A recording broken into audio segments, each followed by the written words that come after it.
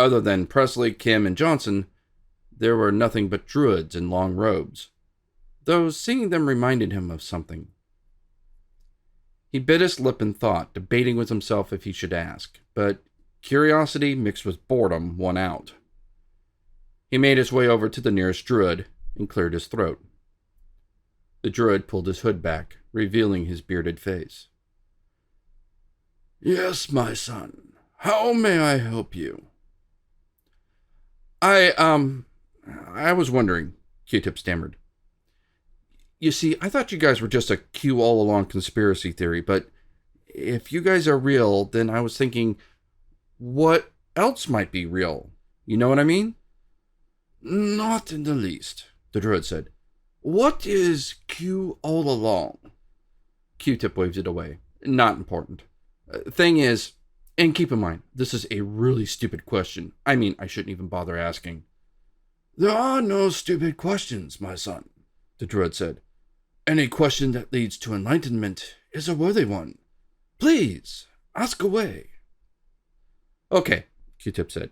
"So, these Q all along kooks. I mean, I'm not suggesting that I believe it myself, but I didn't believe in you guys existing either." "My son," the druid interrupted. "Yes?" "Spit it out." Q-Tip took a deep breath and nodded. "Okay, so you have these space lasers, right?" "Yes, we have a 12 zettawatt laser on the ship." The druid cocked an eyebrow. "Was that your question?"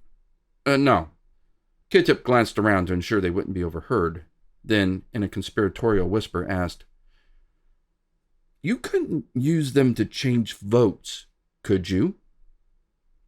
The druid scratched his beard.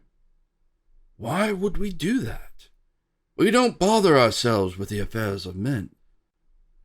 "I don't know, but let's just say, hypothetically, could you do that?" "Use our space laser to change votes?" "Yes." "Like in an Earth election?" Q-Tip nodded. "Yeah, like for president." The druid shrugged his shoulders. "Sure." Q-Tip's eyes popped open. That wasn't the response he was expecting. "Really, you could change the votes from, like, being for candidate A to being for candidate B?" The druid spoke slowly, as if to a child. "No, more like from existing to not existing." Q-Tip shook his head. "No, I don't mean destroying votes. I mean changing them."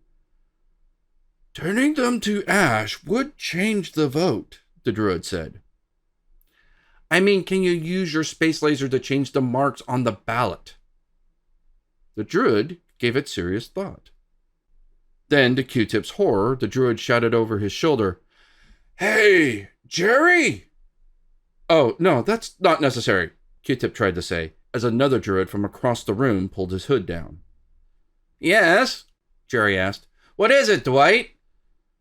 "Can we use our space lasers to change votes?" the druid Dwight called out. Q-Tip felt all heads turn their way. "You mean like from existing to not existing?" "That's what I said."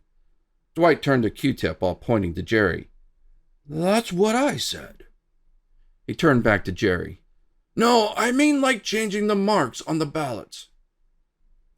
"I think you're confusing a space laser with a pencil and eraser," Jerry said. "That's what I was thinking." Dwight turned back to Q-Tip. "Yeah, no. I mean, we could destroy a ballot." "Well, no, not really," said someone else.